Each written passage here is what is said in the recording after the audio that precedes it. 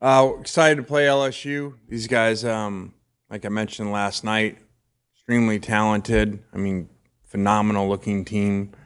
Um, Great O line, great receivers, quarterback, back ran great, um, and great looking defensive players all over. So I've always said these two games that happen to be back to back for years in this conference have always been the two on this side, at least that.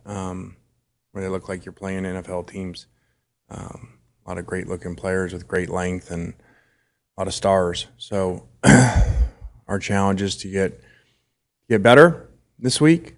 I did tell them, hey, we've been in a situation, happened to be in the same situation 2 years ago. Went 3-0, went into Alabama and actually played a lot worse. And that game was 35-0 at one point, and ended up coming back from that game and going 10-2. So. Got a lot of football in front of us, and a huge one this week, and I would argue maybe the hottest offense in the country.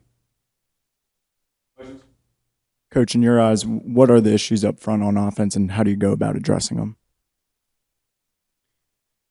Yeah, we got to get better. Got to coach better, involve different schemes, different things, and we're just sometimes running game's interesting. You'll have these games, and all of a sudden they'll pop, and you have a bunch of explosive runs. So we just gotta all go to work and figure out a way. It's not like we're a team or a program that hasn't ever ran the ball or hasn't known how to run the ball. So it'd be really good to get back to that. Jaden Daniels had a big game against you guys last year. He's off to another good start this year. How do you feel this iteration of your guys' defense is better equipped to defend him this year? I don't know that right now.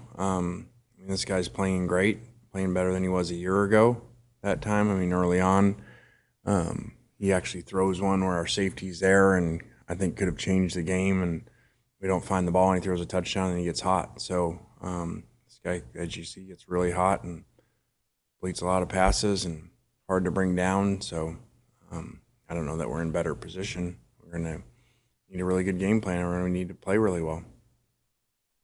You mentioned, and players have mentioned that, starting with that Alabama loss last year, it kind of snowballed effect negatively. I know it's barely 2 days old, but how have you seen this team maybe kind of bounce back, react, or handle that loss Saturday? Well, I like to, like I said, go back to 2 years ago when we were 3-0 and went to Alabama and lost. And I think last year was a little bit different where, we're potentially going 9-1 at that point and probably moving in the top 5 in the country, if we finish that drive off against Alabama. So I think it's very different, and every year is a different team.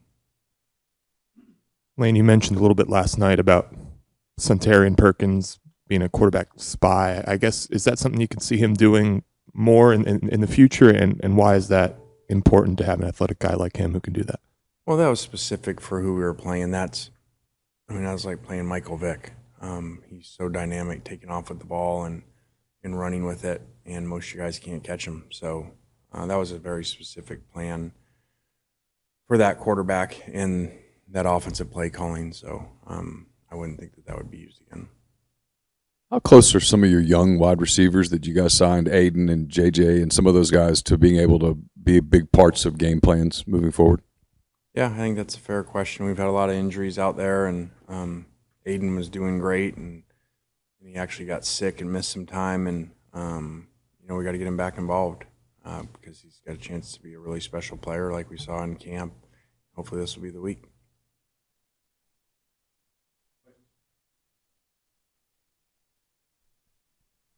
Noticed on some of the doorways walking in here the parable. Was that you that put that up there, and was there a purpose behind that? I just think it was a good one about you don't know why things happen, and you jump to these huge conclusions and huge things, and this happens really in this sport, especially college football. All of a sudden, one team's great, and the next week they're horrible. Or you go to throw an interception and they drop it, and then you score 2 plays later, and then all of a sudden you're the greatest thing ever. So it it was really just about you don't know why things happen, and you got to go back and worry about what you can control. And sometimes it ends up being a great thing.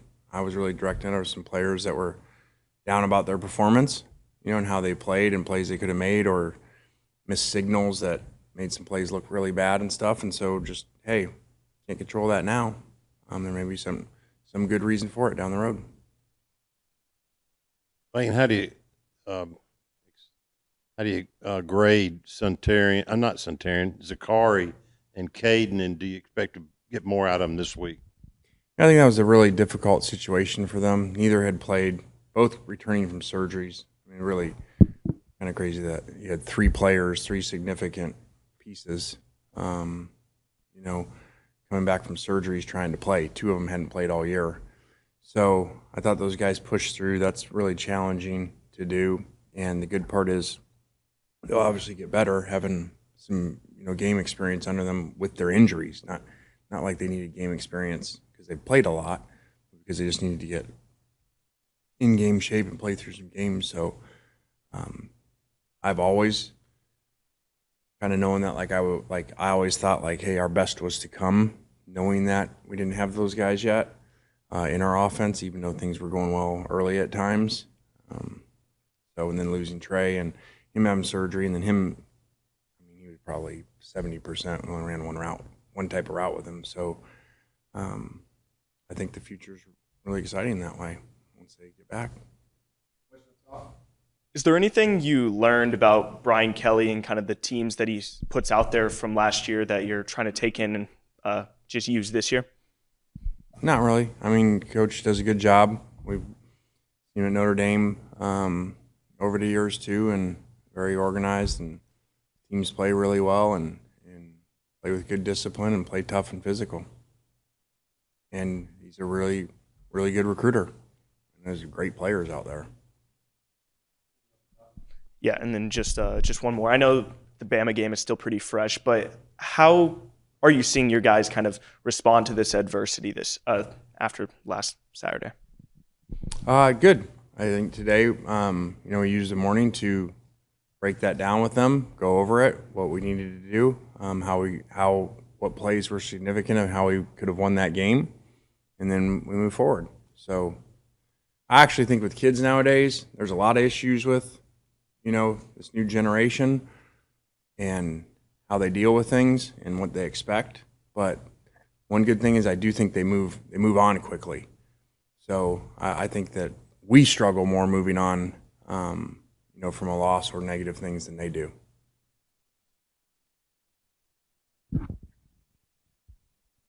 Malik Neighbors, I think, is 3rd nationally in receiving yards. What makes him such a difficult cover? Yeah, like I said, these guys got NFL players all over the place. I've seen him before, unbelievable receiver. And, this is what LSU usually looks like. There's a reason that, the last 3 coaches there won national championships. So, you got great receivers. Defensive tackle looks unbelievable, and we've already talked about Perkins. So, a lot of challenges. On Perkins, it looked like they were starting to kind of play him Saturday night more like they did last season. Did you see that as well as you guys start get ready for them? Pretty good scheme by you there. Very impressed. I don't know if they've talked about it, but it looks like they tried to play him like a normal backer in week 1 and play him like a boundary wheel backer, and looks like they scratched that after the Florida State game and went back to last year's plan and just put him out there and make a few calls with him, let him play. So I wish they'd put him back in there. Maybe you can talk to him.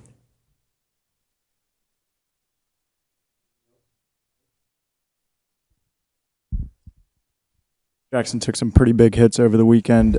Have you had conversations with him about sliding, and how receptive is he to those conversations? I haven't. I don't think sliding on a couple of them would have mattered really. When he needs to buckle his chin strap better. He likes his helmet loose, and that's an issue. So that costs us. We got to waste a timeout one time for a 10-second runoff. We didn't use the timeout because we don't have confidence in Spencer. It's because there's going to be a 10-second runoff. When it happened before, we'd put offered Spencer, and we got great confidence in Spencer, but we couldn't afford 10-second runoff. So did slide later, actually, without even telling him. I think sometimes that happens naturally. You kind of learn through shock or repetition, one or the other. All right, thanks. More players in next.